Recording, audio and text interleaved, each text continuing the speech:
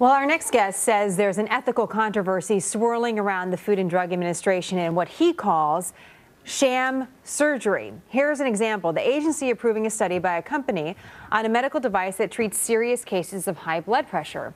The surgery performed on some of the patients looked like the real thing with all the procedures and invasive measures. But there's a catch.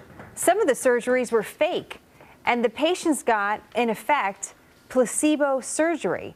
Dr. Scott Gottlieb is an internist and resident fellow at the American Enterprise Institute. He just wrote about this topic, and it's a topic we really didn't know that much about, Scott. So tell us a little bit about sham surgeries. How often are they happening? What happens when they're done? And what's the FDA's role?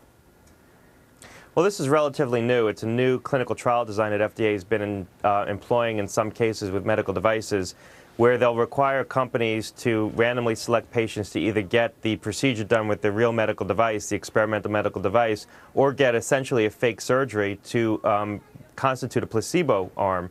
Many people are familiar with, in drug trials, the concept of some patients getting the experimental drug and some patients getting a sugar pill, an inert placebo. Now they're doing placebo trials in medical devices, and so what's happening is patients are being obligated to surgeries in many cases that they don't need at all. And so there's an anesthesia risk, there's actual cutting involved, and the patients don't know if they got the surgery or not. You say that patients are obligated, but do they volunteer to be part of these clinical trials? Right, so there is informed consent, and so the patients know that they might not get the real procedure. But there's, a lot of risk associated with this. As I said, you could have a reaction to the anesthesia. There could be an infection. There was always a notion that you shouldn't introduce a harm to patients in experimentation without the potential for a benefit. This would seem to violate that long-held notion that we shouldn't be doing things to patients knowingly hurting them in a clinical trial without the potential for benefit. And in these cases, since the patients aren't getting the real procedure, there is no potential for benefit. The way FDA addresses these ethical issues is they say, well, the patients can cross over to the active treatment later on. Maybe they can get a second surgery and get the active treatment. But again, in many cases, that requires a second surgery, so the risks attendant with that. We reached out to the FDA, and we have part of the statement that they gave us, Scott. They say in recent years, patients have requested access to clinical trials for promising new treatment options. And for our part, the agency has worked with companies and patient advocates to do this in a safe, transparent, and responsible way.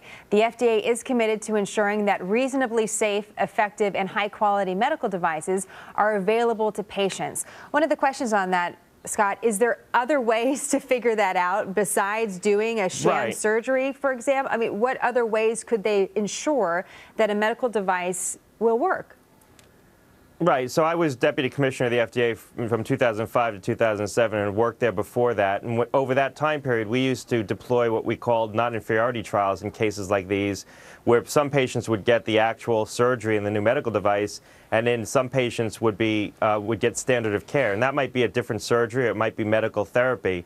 And what you would do in those trials is you'd prove that the new device is equivalent to the old device, or the old procedure or the existing standard of care. And those trials were pretty good for determining whether or not new medical devices worked.